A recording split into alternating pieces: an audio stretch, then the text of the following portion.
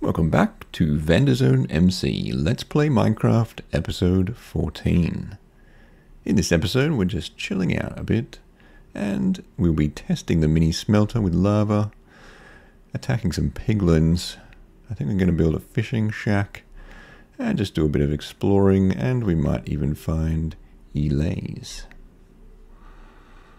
So the mini smelter seems to be working pretty well so far, and using the lava as fuel is good, as we have pretty much unlimited fuel.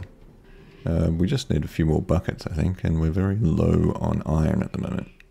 Then we'll just have to refill it, and once we get more iron in buckets, it'll be even more efficient. Not that I really need to smelt that much stuff, but it is working well. Let's chuck the lava buckets in there, and off they go.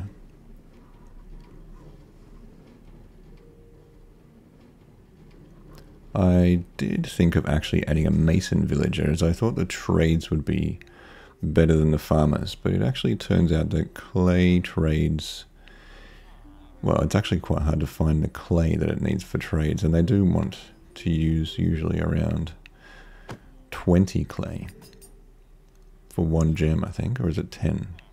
I'll check. Okay, it's 10 clay balls for 1. I guess once I get silk touch, then maybe the trade for stone to gems might be handy. So we can do the stone trade for emeralds. But I guess emeralds aren't too hard to find. Pixie had actually built a secret base up in the mountains, and she thought that I couldn't find it. So while she wasn't online, I actually went up and put a sign in there. It was actually pretty well hidden. Now, just a little addition to the villager storage area. I thought I'd just fill them out while I was sitting around doing nothing. I'd popped into the nether for a bit, and these piglins somehow had spawned in here, or it could be that someone left the gate open. Probably me. How are they even getting in here if it's all half-slabbed? Is it dangerous to hit one of these? Yes, it is. Ow. Hopefully I did actually close the door, or they'll come in and get me. Now we can just punch a hole in the side here, and we have an easy mob farm. Even the experience comes through there. I don't actually think they have any decent drops except for gold, do they? And swords, which I guess you can melt down into gold. But what do you do with the gold? Not much. I was thinking actually to add some stairs here. Sorry, I'm jumping around a little bit. But this, then I wanted to put a bridge from this storage room to the old house and link them somehow. I did start doing this, and then I actually got distracted by something else, I think. So for now, I'll just leave a hole in the roof. To be continued. I also then went down and did a bit more decoration on the iron level in the mine. And just added some random wood pillars and decorations. Still looks a little bit messy, but I guess it is a mine area, so. Now these outer walls on a storage build look fairly plain. The whole building actually looks a bit plain. So I was just looking into making the walls a bit kind of more textured.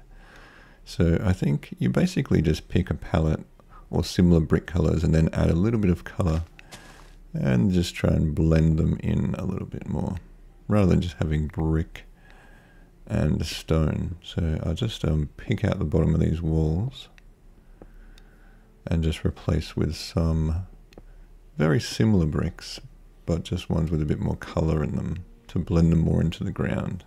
So I'm just using cobble, and you can just kind of mix it with the vines to make them a bit greener and older. So I think the more blocks you use here, just looks a little bit more kind of aged and interesting. So I think that looks a little bit better now.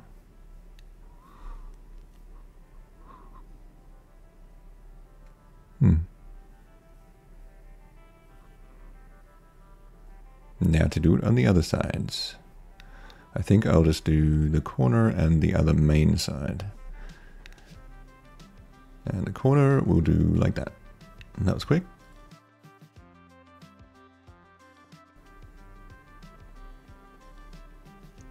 Just a bit of bone meal for the ground area around here, just to make it a bit more foliaged.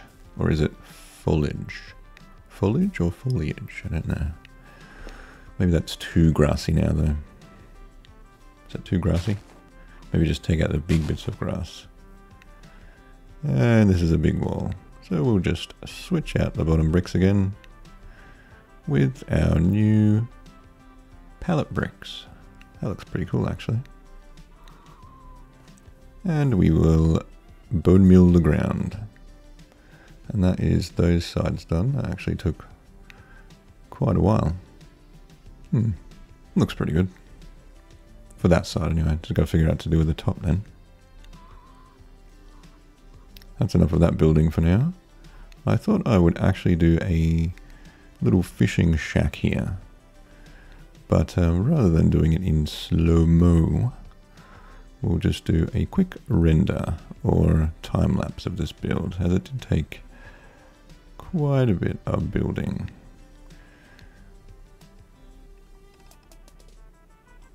And then it rained while we're building, as it usually does, but it does give very nice ambience.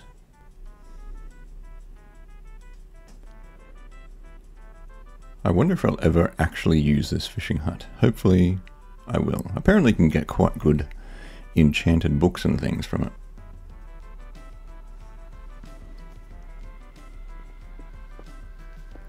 And just finish off the walls. Not sure if this stone really goes here with a fishing hut. Maybe I should use wood instead. And that is the fishing hut complete. Almost. Not really completed, but the outside of it is almost complete. Then we probably just need to add some sort of fishing stuff to it. I'm not sure what. But we can store all the fishing gear in here, and anytime I feel like fishing, we're ready to go. And that's so no mobs sneak up on me while I'm in there. Unless they come from the water. Raiders can come from the water. Maybe I should add an escape hatch or something.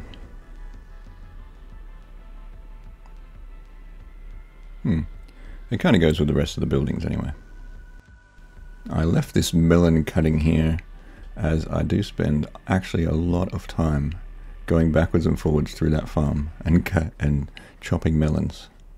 So I was just playing a bit off camera actually, just before I went to bed, and just mining in the nether, just a normal tunnel, when I managed to actually find a netherite block somehow.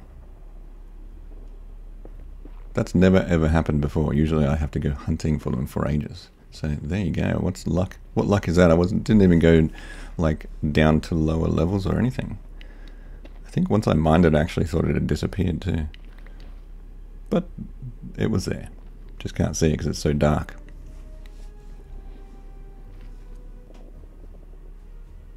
Netherite? Well, this is only one tiny ingot, isn't it? So you need like a whole ton of them. Then, as I kept mining, at the end of this tunnel opened an expanse, and I think that this is one of those, is it a fortress or a bastion? And in these, can you get the netherite armor templates? Not that I'll be able to go in there for a while. We'll just smelt this ancient debris and get a netherite scrap. How many netherite scraps do you need to make an actual bar? I can't remember. I'll go check.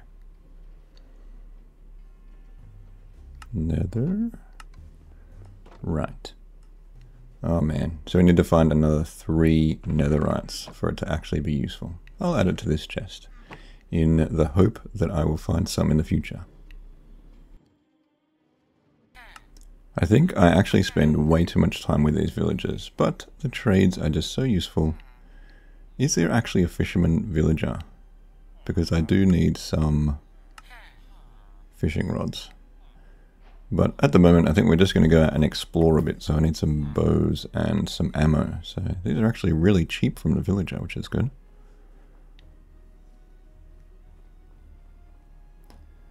Just exploring across the snow. And I think that's the first polar bear I've actually ever seen in Minecraft. Wow. Do they actually attack you? I'm not sure. They seem to be fairly friendly. And an enderman. We really need ender pearls so we can go find the end city. And that one doesn't want to be captured today. That's fine.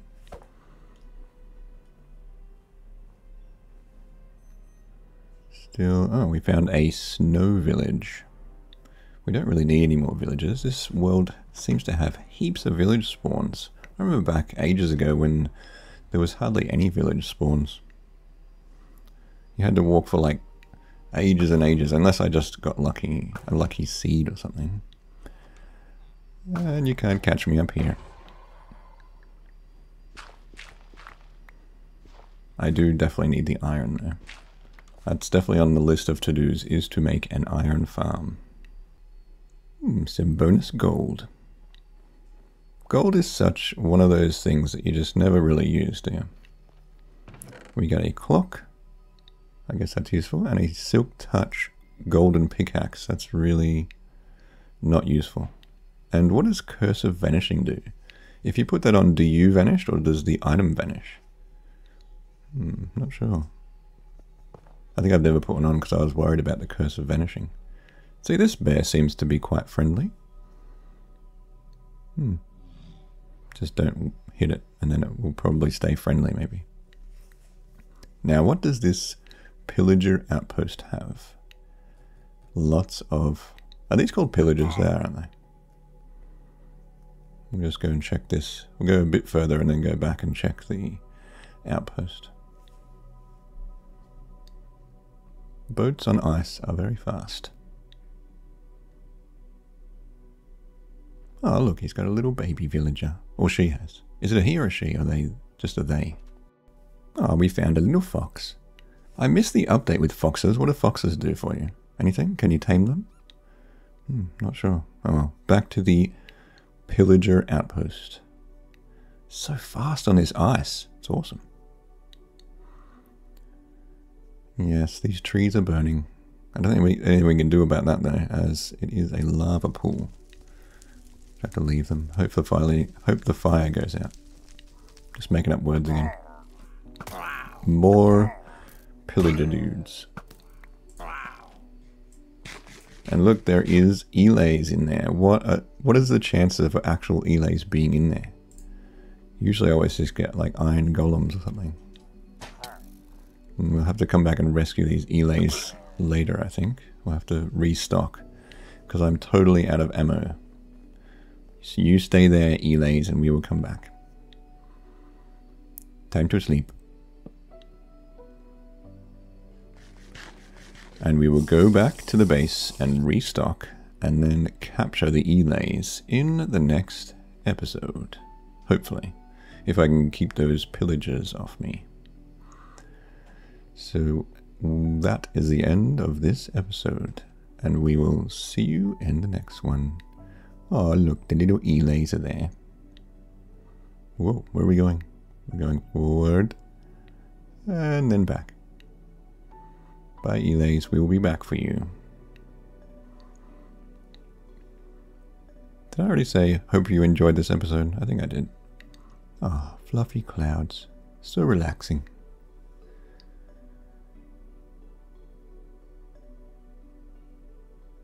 I'll leave you with a zoom out. Zooming.